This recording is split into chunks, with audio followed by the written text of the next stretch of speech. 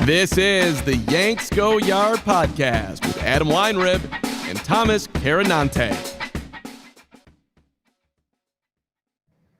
Welcome to a Monday episode of the Yanks Go Yard podcast. I'm Adam Weinrib alongside Thomas Carinante. The entire MLB raised the NFL and the NBA and the NHL. They one-upped them, and the entire league is in suspended protocol. Ain't no MLB players active at this moment. So there, but we've got plenty to talk about during the shutdown, the downturn, the boring times. Sports Illustrated re-released its predictions for free agency this offseason. They got the Yankees signing someone I could not possibly imagine them signing, so we're going to dissect it a little bit. Also, a rumor that could rock the Yankees core if New York lets their division rivals get this one over on them. They should disband the franchise. I said it today. I will say it again. Do not let this happen. Also, the Yankees added a couple more minor league signings to their pile of minor league signings. And honestly, we're thankful at this point for minor league signings because those are the only things that can happen. So we love to talk about them. Bring them on. And Clint Frazier's departure finally ended a somewhat surprisingly ugly chapter in this franchise's history. So Thomas is going to talk about that. Folks, make sure to find us on Apple Podcasts, Google Podcasts, Spotify, wherever you get your podcasts. Drop us those 5-star reviews along with a mailbag question. We'll be more than happy to answer that or any other cues you have. Catch us live on YouTube, on Twitter, 2. What am I talking about? 2 o'clock Eastern, Mondays and Thursdays. We're going to do it. 1 p.m. Central. Well, yeah, and maybe we'll just try one. Maybe it's better. I have no idea. Come check us out an hour early. Thomas Carinante, welcome to the podcast. Merry Christmas. Yeah. Nothing moving, but still some conversation topics to hit here. Yeah. Merry Christmas, folks. We'll have one more episode for you before Christmas, so we'll send you off on a higher note later in the week. My apartment's freezing. First cold, sub 30-degree day here in New York, and I'm finding out my windows are not insulated. Great timing.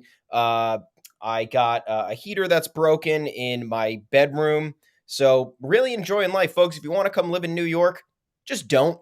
You could probably find better living situations elsewhere for the amount of money you're going to pay. The experience here is great, yes, but actual day-to-day being buried in your apartment because of how the world is, not entirely worth it. But it is worth talking about more Yankees offseason stuff, because what else are we here to do? Why else are we employed? This is it. Yeah, don't give them any hints. We maybe shouldn't be employed, but we are. We still are. It's nice to be employed. It's nice to know that the fine folks at Sports Illustrated also still have jobs.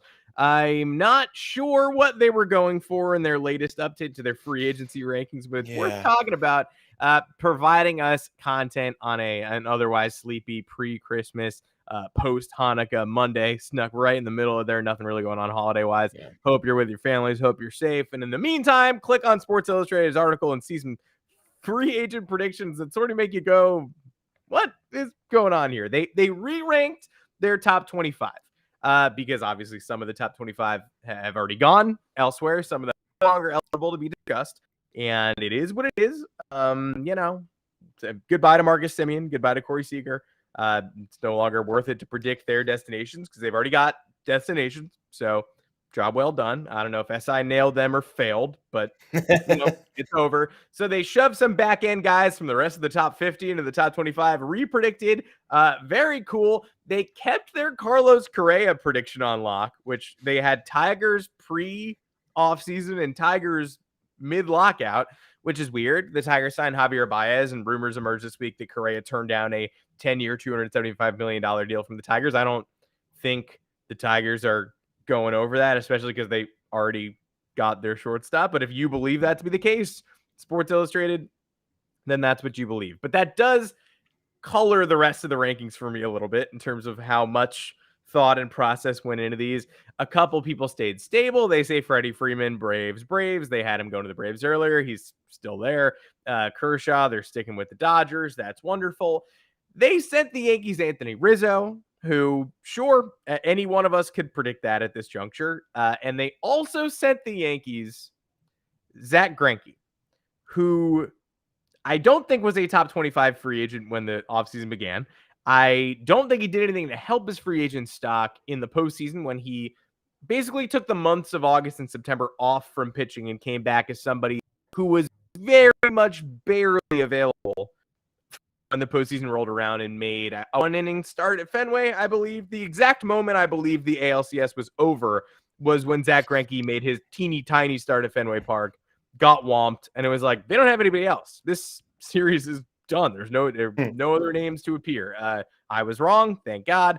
I think some sticky stuff was involved. Thank God. Anything to knock out the Red Sox. But Zack Greinke was not a viable major league pitcher when the season ended.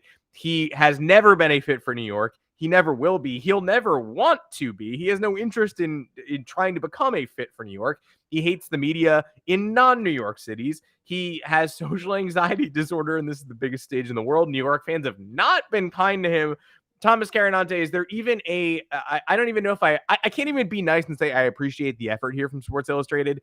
Do you even smell a 1% chance of the Yankees signing Zack Greinke to what, a 1-year, $6 million deal? Not really, but I mean, the prediction's the prediction.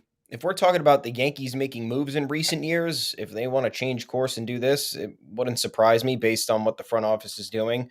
They want a cost cut. They want to get a guy who's going to eat innings. Greinke battled a neck injury down the stretch this past season and immediately just became the guy is not far removed from being a very good starting pitcher. Mm-hmm.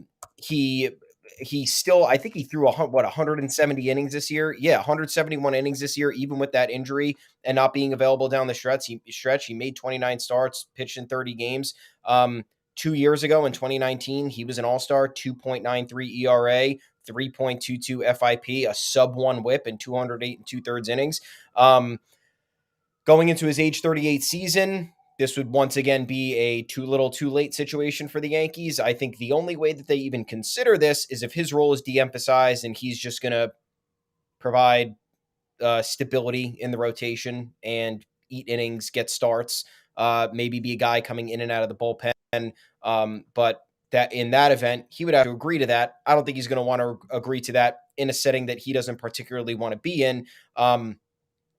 Interesting to think about if you're, once again, we consider any and all options. So I'm not going to fault SI here for going out on a limb and being like, hey, maybe this will happen. You're right. Yeah, maybe it will happen. Probably won't. We can dissect it. We can go through it all we want. Not really a fit. The only way I do see if it's a fit is if he's totally, like I said, de-emphasized, not in that spotlight, not really in the crosshairs of the media. But I don't know how that works in New York because you could bring in anybody at any point in the game and they could do something bad and they will be on the back page the next day, or they will be a topic of conversation on Yankees Twitter, getting flamed. So I don't know. I don't think so. I would have to say no here. You can't say Andrew Heaney wasn't de-emphasized as the year continued too. Like he found his way out of the rotation and still managed to somehow blow 3-run leads to the Baltimore Orioles down the stretch. Again, if the Yankees win one additional game, they host the wild card game. And I just don't want anybody to forget that game, because there's been enough discussion of 7. I mean, look, okay, now we're getting into, I don't know how Zack Greinke got us here, so whatever, holiday week. But we're a lot of discussion goes on that the Domingo Germán no-hitter game, the Astros game. Sure, absolutely. But the Astros and Red Sox, one played in the World Series, one was a couple of wins away from the World Series. Very good teams, all very good teams have on their docket at some point a regular season game that makes you go, oh my God, jaw on the ground. I mean, the Dodgers, when Nomar and Marlon Anderson hit those 4 home runs to tie the game in the 9th or whatever in 2007, games like that. It sucks that the Yankees were victims of so many of them, but all good teams will play games. The Yankees came back from 7-2 down in the last inning against the Mets last year. Aaron Hicks homered with 2 outs. It happens. Every really good team has 1 or 2 or 3 of those. And the Yankees ate the Astros' best game of the year, and they ate the Red Sox best game of the year. Extremely annoying. To blow a 3-run lead in the 7th inning to an Orioles team on the road that has just entirely given up is another level of embarrassing. That's, that's one that you try to justify to yourself and tell yourself 162 games, they don't all matter. But then you wake up at the end of the year and John has a 3-homer game in the wild card game, or he has a 1-homer game and the Yankees go down fecklessly and boringly at Fenway Park. And plenty of games you could have won along the way, but that one really stands out as you tried to de-emphasize the last guy in your bullpen.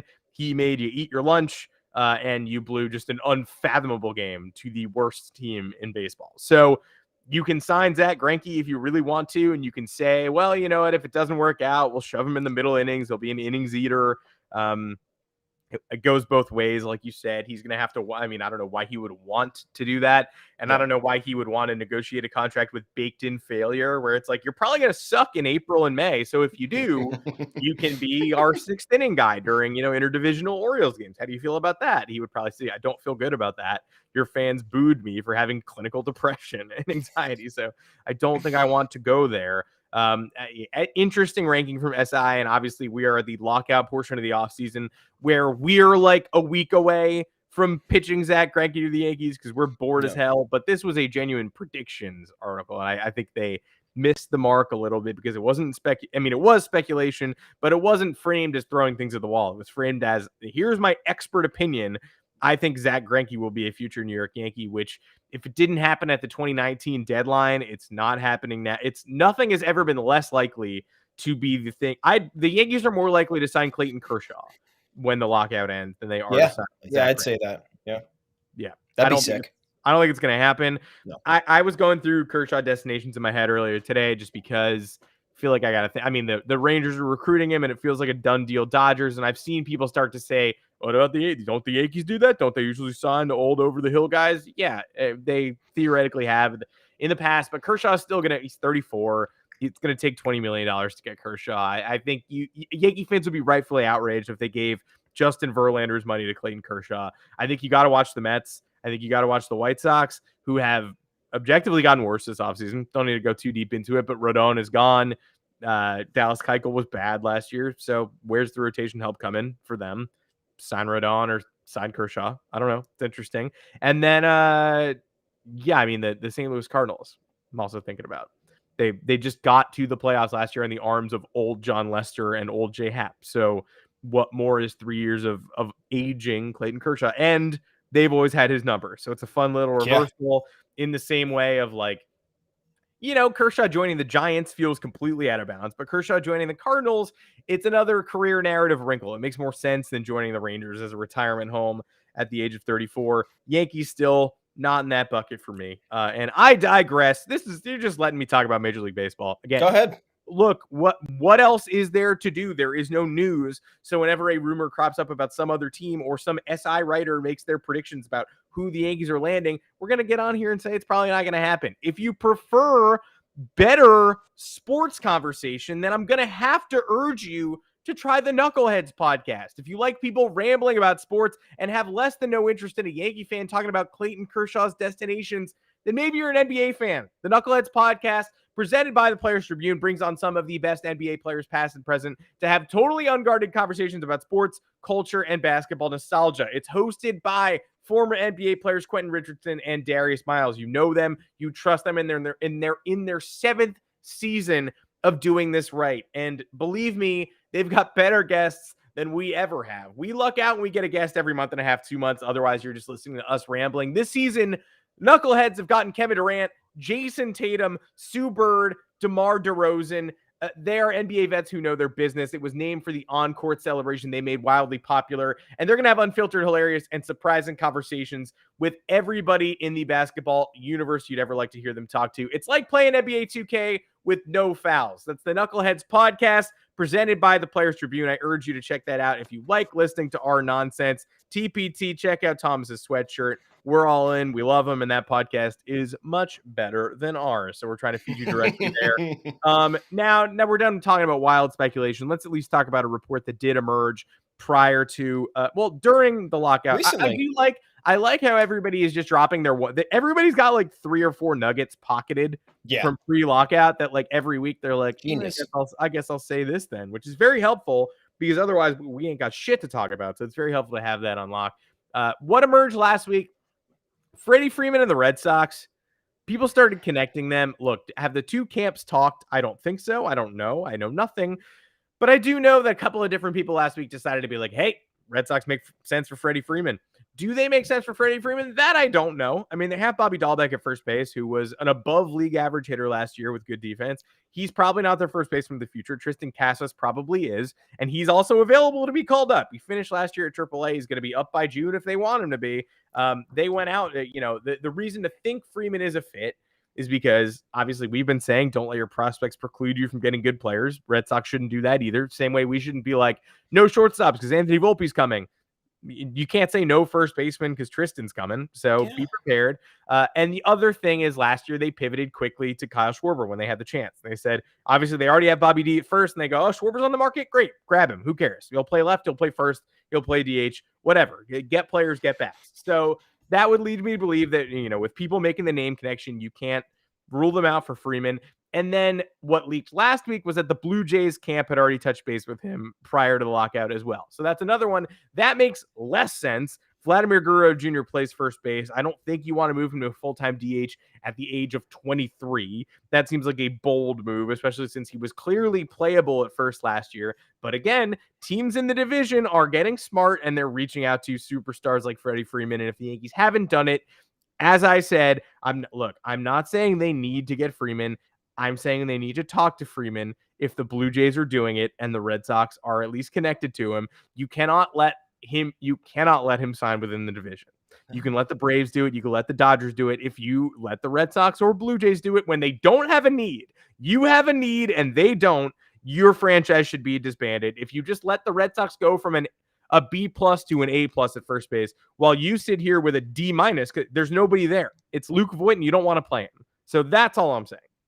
Yeah, and you look at the Red Sox, and I know I'm done hearing about, oh, we got Chaim Bloom, dude. This guy's he's the best ever. He knows how to maximize talent. He knows how to spend money right. Yeah, most GMs know how to do that, but Chaim Bloom just traded Hunter Renfroe. It's that they have some sort of plan in place. I don't know what it is, but he will figure out a way to trade Bobby Dahlbeck or Tristan Casas and figure it out. Because that's what good teams do. They figure it out. I don't think Chaim Bloom is the greatest general manager in the world. I think he's very forward-thinking, and he certainly blends. He is blending the analytical approach in Boston with their.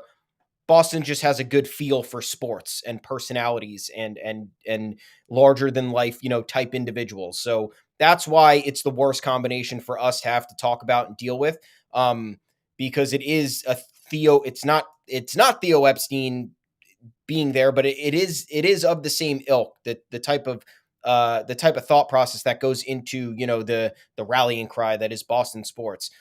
Yankees front office, they don't. Do they have an ethos? I don't even know. I don't know what they do anymore. They're not the cutthroat version of themselves they used to be. And how many times have we seen offseason after offseason teams around us getting better or teams around us getting worse, like what happened last offseason, and we just sat there and said, hey, we like our odds. We're going to stick with what's going. So, yeah, I think when you look at this on paper, you're totally right. The Yankees have a need. These other two teams do not have a need for Freddie Freeman. That's why you have to talk and understand what's going on, because if there is a situation where you can sign Freddie Freeman and take him away from one of your rivals. Look, the Yankees had their little moment in the sun trolling the Red Sox at the trade deadline by stealing Anthony Rizzo from the Cubs. That was never in a million years. We never thought that was going to happen. We were sitting here for months on end saying, man, great. When the Cubs have their fire sale, we can welcome Anthony Rizzo to Fenway and he's going to kick our ass and it's going to be indisputable.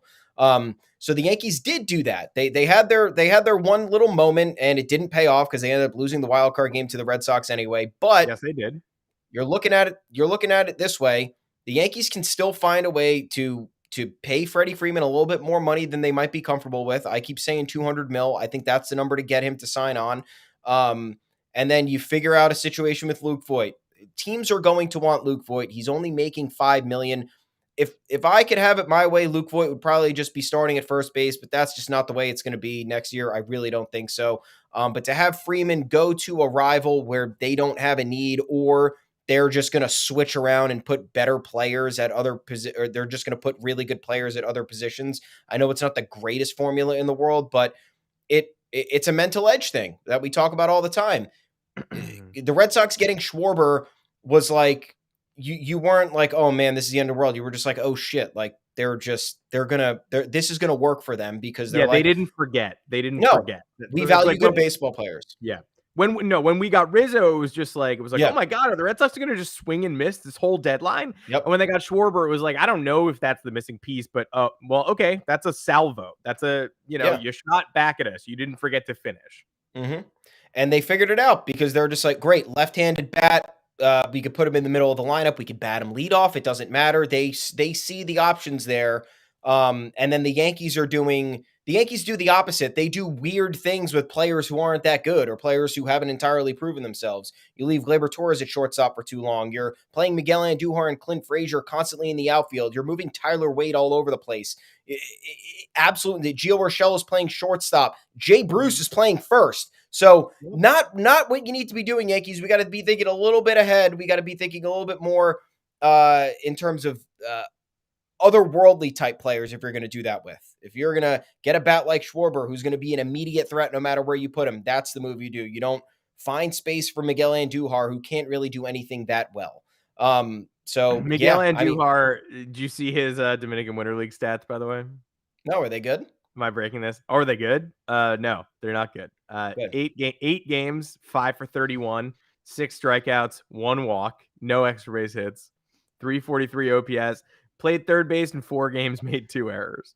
So, yeah, pretty epic. A guy who has developed well. You can, by all intents and purposes, you could just objectively look at Miguel Andujar and go, yep, we nailed it. He's perfect. It's just crazy. It's how it always unfolds is truly insane. I don't know how he had that good of a season. Maybe the shoulder injury just really derailed him in 2019. I don't know. But yeah, once again, Yankees holding on to talent that they don't need to because it's not good enough, and I don't know if they don't trust themselves or they don't trust the other people behind them, but like, you got to just let it fly. You got to just get good players. You can get good players and you figure it out later. Don't stick with the bad players and be like, oh, we'll figure it out later. No, you got the money. You have the assets. Do it. Make it happen. Do not let Freddie Freeman sign with anybody in this division. Cannot happen. No, that would Dodgers be is fine. Dodgers is fine. Cannot be anyone in the division. That's great. But they are making additions, the Yankees. Are they of the ones that we want? We have no choice because they have to be minor league signings. Got no choice. Blake Perkins was the first here. He was signed, what was it, over the weekend? He's a former Nationals and Royals prospect, 5-tool outfielder, has never really developed. You look at his baseball reference page, 564 career minor league games, bats .232 with a .665 OPS.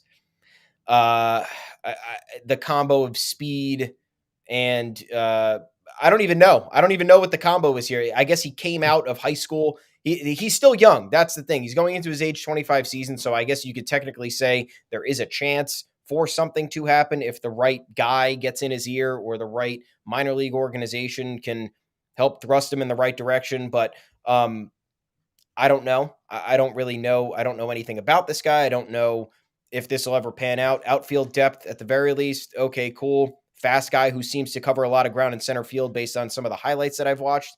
Awesome. I don't know what you think. I don't know if you have more expansive thoughts than that, but I simply don't. Yeah, I wrote my senior thesis on Blake Perkins, so this is easy. No, I mean, look, 69th overall pick back in 2015 out of high school. That's always worth taking a flyer on if you have, the option to do so. Never hasn't unlocked it for several years. Used to steal bases. He stole bases in 27 and 19. 17 to 19, he had 31, 29, and 22 stolen bases. He's never hit over 255 in a full season. There are no intriguing exit velocity numbers. There is nothing to suggest that there is an immediate breakout other than the fact that the Yankees have done really well translating these types of guys to production over the last several years. I'm not going to say he's going to tick up to Elijah Dunham or Andres Chaparro and just be ripping 117-mile-an-hour line drives all over the diamond, and you're like, who is this guy? But the Yankees tell these dudes to attack strikes. Thomas Malone at the upper levels is a dude who, over the last couple of years, you saw put up solid batting average numbers, and you wondered, why is he not on the big league team? Trey Amberge ticked up the last couple of years, got a big league appearance this year, barely played, couldn't, injured himself as soon as he took to the field. It was not good. Nobody thought that was good, but guys that you completely ignored made a name for themselves at the upper levels of the Yankees minors. Ryan Lamar even came up and attacked strikes. You loved what Ryan Lamar did because he got called up to the bigs. He'd been on like 7 or 8 MLB teams before, had barely participated in the action, showed you almost nothing to prove that he was someone who belonged in the major leagues, came up to the bigs and immediately attacked strikes, ripped homers against the Red Sox, used the short porch, walked off the Phillies, was fine, was a fill-in. So 25-year-old Blake Parker, 25-year-old Blake Parker for me. We had Blake Parker. That guy also was pretty sucky for us, pretty good for everybody else. The 25-year-old Blake Perkins could be AA or AAA filler. He's going to start the year at Somerset. He's a switch hitting center fielder. He's going to play AA to start, and he used to be a base stealing threat before the 2020 pandemic season canceled. So I don't know. I'm interested. Some videos of him going oppo. Got a little oppo pop. Yeah. Why the hell not?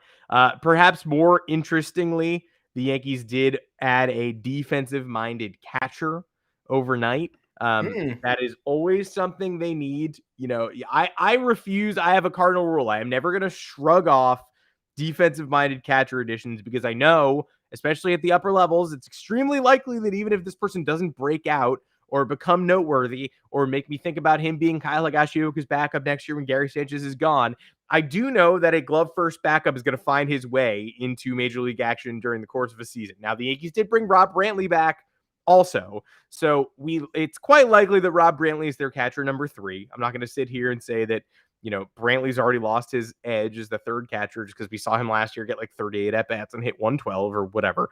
But the Yankees did add Rodolfo Duran from the Phillies system. He's a top 30 prospect. Previously for the Phils, he was a top 30 guy entering 2020, ranked 20th. That ain't bad. 2020, not that long ago, actually pretty recent. But then, of course, he lost a full minor league season. He had a big power season a couple years ago. 2018, he hit 19 homers. But then in the combined, it was in about 90 some odd games. And in the 2 years after that, about 101 games, he only hit 12 bombs. His OPS went down from 800 to the 640s. He's basically been an offensive zero in 2019 and 2021, but people love the high level catching. And he was projected to be a more impactful prospect than he has been entering 2020. So again, not flagging this and saying our future is here, but I am flagging this and saying they're going to need a third catcher at some point. Why not go upside over a guy like Brantley, who is sort of a status quo type? Then again, odds are extremely likely, as long as he's healthy, that Rob Brantley will be the guy in an emergency situation. And by emergency situation, I mean the kind of thing that happens every year around May 4th. So we're going to see Brantley if he's here. If he's not, we could honestly see Duran. Yeah, I'm fine with it. I like the Flyers. They're taking this offseason. You can't be opposed to it. They're trying to deepen the roster in the lower levels of the minor leagues and feel confident about it. If they were to endure some sort of injury situation, which they always do, like we said, why did we let Ryan Lamar go? Like last year, we had so many lightning rod outfielders who were coming up and doing things. He wasn't. I'm not saying he would have turned into something great, but he had 2 bombs in 9 games and walked off another. I liked him. Great attitude. Like another thing, like why don't you reward great attitude? Guys talking to, hey, don't know how long I'm going to be with the New York Yankees, but this is the New York Yankees, man. So I gotta enjoy every moment of this. Why don't we have more people with that mentality on this team? He seemed like a fairly valuable dude. He was very athletic. He wasn't slow. He attacked strikes, like you said, which was a big. How many strikes did the Yankees? Is there a way we could filter that? What website will do that for us? How many strikes did the Yankees look at in 2021? I would love to know, because the amount of the lack of aggression on that front, and then to see it from guys from like Greg Allen and Ryan Lamar, and you're just like, what's going on here? Why are these? Why is this? And for a short period of time, Andrew Velasquez, it's like, why am I even talking about this? I don't even know. I don't want to get worked up about last season, but Ryan Lamar, I just missed. Great looking guy too. He looks like he's from New York, and I convinced myself, I was like, oh dude, this guy's from fucking Brooklyn. He knows what it's about. He's from Michigan. So he's not from here, but he looks like he's from here. So you got to lean into that, Yankees. I don't know why he's not here. We needed outfield depth. We needed guys who could who could put bat on ball and play multiple positions, and he could do that, and they just cut bait so fast. I don't know. I don't understand. But welcome, Blake Perkins. Hopefully you're the next Ryan Lamar. Actually, no, hopefully you're not. Hopefully you're not the next Ryan Lamar, because then you'll be discarded into the trash. Anyway, I can rant for a little bit longer about something entirely different. So, folks, Clint Frazier officially gone. We talked a little bit about it, but we left it to the other media outlets. Short Porch had a podcast with him. Clint Frazier talked for about 2 hours about his entire side of the story, his tenure with New York. Yeah, very good listen. It'll certainly make you sympathize a little bit more if you hadn't previously. Remember, people always have their own separate journeys, experiences, different things are going on. You don't know what's going on. You certainly don't know what's going on. You think we don't know what's going on. We're at least reading about it every day, so we're somewhat in tune. We're telling you all the stuff that we're finding out on our own. So got to sympathize with these people sometimes. I know Clint Frazier came off as somebody who wasn't entirely professional based on other people's standards of what they determine to be tight-knit and respectful, or whatever you want to call it. I don't know. But him getting released and him signing with the Cubs and his commentary after that, whether you like it or not, ended a chapter for the New York Yankees. The New York Yankees acquired Clint Frazier back in 2016, as you might remember, in the big Andrew Miller trade with now the Cleveland Guardians. Welcome, Cleveland Guardians. Fun times here. So, and I'm here to tell you that this trade is a big loss, big L for the Yankees. Why? So first of all, they trade Miller in 2016. Yes, you could say that the Chapman trade and Miller trade were the beginning foundational blocks for the next era of Yankees baseball. And part of it was because you get Gleyber Torres there, and you got a couple other guys in this Indians trade that you thought you could potentially build around. But guess what? None of them are here. This was a 4-for-1 swap. Andrew Miller went to the Indians in 2016. He helped further their World Series push. And the Yankees got back in return Justice Sheffield, the pitcher, who was the centerpiece in the James Paxton deal, which did essentially nothing for us because James Paxton was injured or hobbled or ineffective when needed most. He didn't have a bad tenure as a Yankee, but he missed pretty much all of 2020, and he couldn't give us the length in the postseason in 2019 that we needed. Clint Frazier was the second headliner. Lightning quick bat speed, lots of stuff to like about him. Guess what?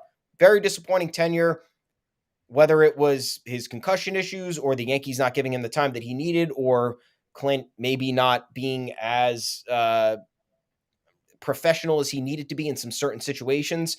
Didn't work out. He is now gone. He spent a lot of time here. It was a big waste of time for the Yankees. Certainly a big waste of time for him. I'm sure he'd be one of the first people to tell you that. So that's over with. Ben Heller was the other pitcher involved. He was released after the 2020 season. So that didn't really do much. He actually wasn't bad either. No, Ben Heller was a totally fine pitcher who we were just like, yeah, not anymore. He didn't get high leverage innings, but like he also produced like a low 3, sub 3 ERA in like 30 something games, I think, in 2 seasons that he was in the bigs, or 3 seasons he was in the bigs. So like not bad. And then JP Fireeisen, who was traded to the Brewers in 2019. The jury is still out on this deal. The Yankees got a very, very young international prospect at the time named Brenny Escanio. And he's still developing in the minors. I believe he just recently had a solid season. But Fireeisen had a career year in 2021, and guess what team he's on right now? Take a guess. You don't have to take a guess. Yeah, I know. In the chat, take a guess. It's the Tampa Bay Rays. He got traded to the Rays earlier this season, earlier in the 2021 season, 2.45 ERA in 34 games. They figured out a way to unlock him. He was also solid with the Brewers in the short amount of time he was with them. So all of these players are gone. Some of them are succeeding elsewhere. You could look at Justice Sheffield's 2021 and say, okay, not bad. You never know. It wasn't great. There were flashes of potential there. We don't know how it's going to pan out, but who knows? Nonetheless, the Yankees have 0 of these guys left.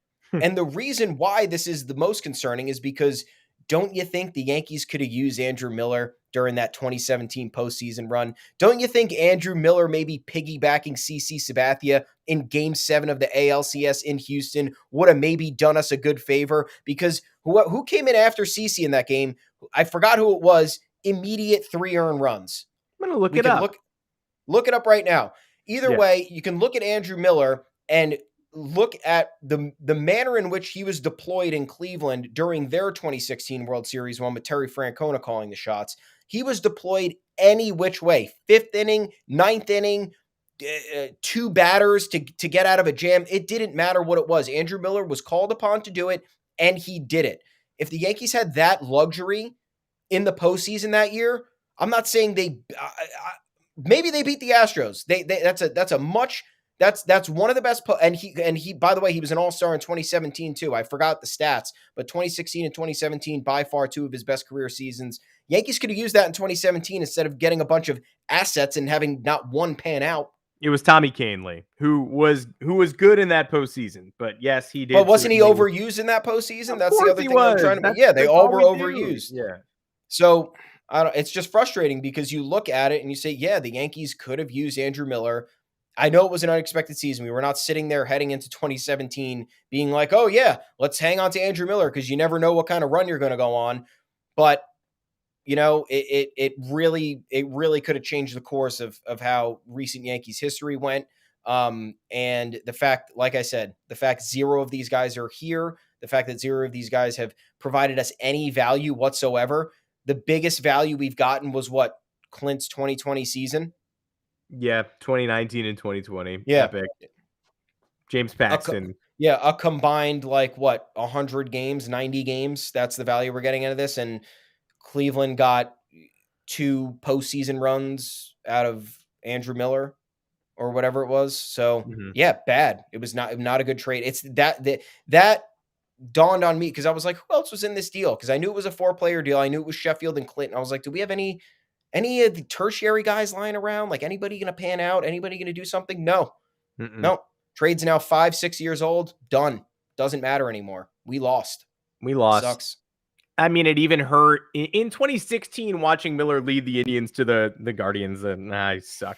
Watching Andrew Miller lead Cleveland to the World Series as a buzzsaw was just sort of a constant. It wasn't like, wait, oh man, remember the Yankees used to do this? Didn't we used to be in the playoffs? Now we're feeding other teams their playoff heroes. Like, yeah, we're the Kansas City Athletics from the 50s and 60s. Like, this stinks. But then, yeah, it immediately got worse because we made a comeback in 2017. Started at, puff our chests out a bit, say we're back, we're big bad Yankees. But Clint Frazier didn't work out. Andrew Miller did. He worked out. He did exactly what he should have in 2016 and 2017.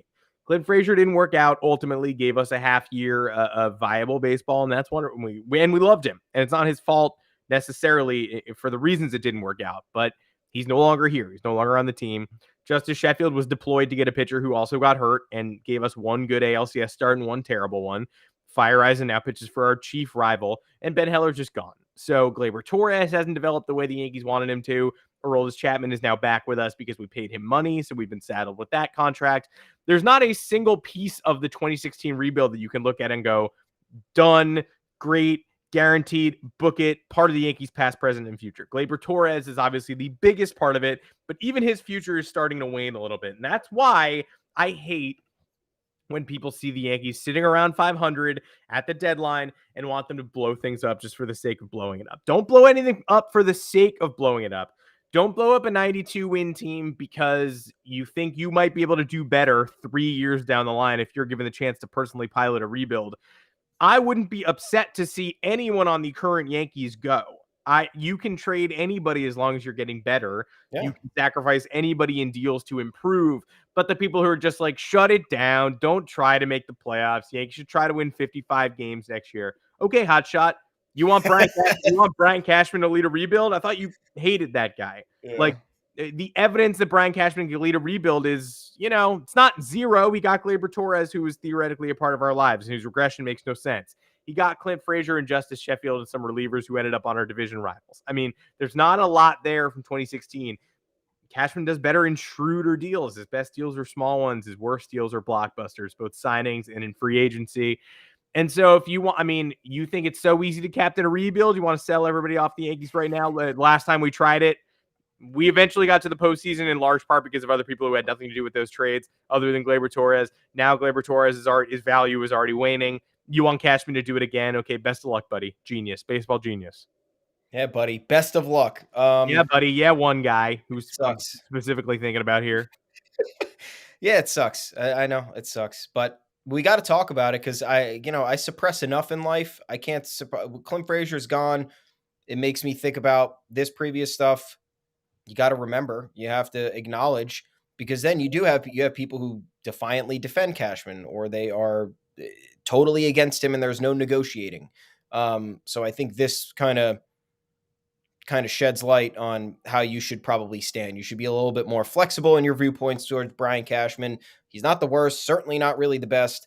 And not that he's not good at his job, but things haven't really turned out the way they should have based on how we viewed a lot of the trajectory. When you're selling off assets such as Aroldis Chapman and such as Andrew Miller, those are big boys, and those need to be the backbone and the foundation of your next whatever you're trying to do.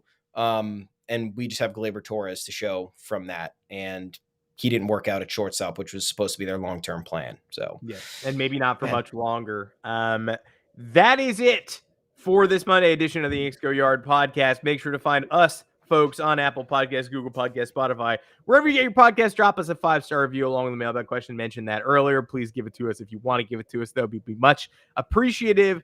If you did, you could also catch us live on YouTube at 2 o'clock Eastern, still 2 o'clock, not changing to 1 on Mondays and Thursdays. Yes, even next week during the holiday season. Just smacked my microphone with my open fist. That was very interesting, but it survived. It's still providing sound clarity, and for that, we are thankful. Until next time, I'm Adam Weinrib. You can find me on Twitter at Adam Weinrib. And I'm Thomas Carinante. You can find me at Tommy's_takes. You can find us writing plenty of content for you at yanksgoyard.com. A lot of off-season stuff there. Usually a lot of things that we discuss on the pod, and then we go a little bit more in-depth with our pens or our keyboards. No more pens. You don't use pens anymore. Definitely don't use pencils, that's for sure. If you want to talk to us as well, head on over to the official Yanks Go Yard Twitter account at Yanks Go Yard FS. The podcast streams live there as well on Mondays and Thursdays at 2 p.m. And we also are posting our articles there, enjoying some discussion with you guys. Trying to enjoy life. It's cold. I don't know what's happening with the world anymore, so all we have is each other over the airwaves at this point. And we'll be back on the airwaves in a couple days. Until then, everyone, enjoy the rest of your week, and we'll see you at 2 p.m. on Thursday. Yeah, hey, see you on the airwaves, gang. Bye-bye.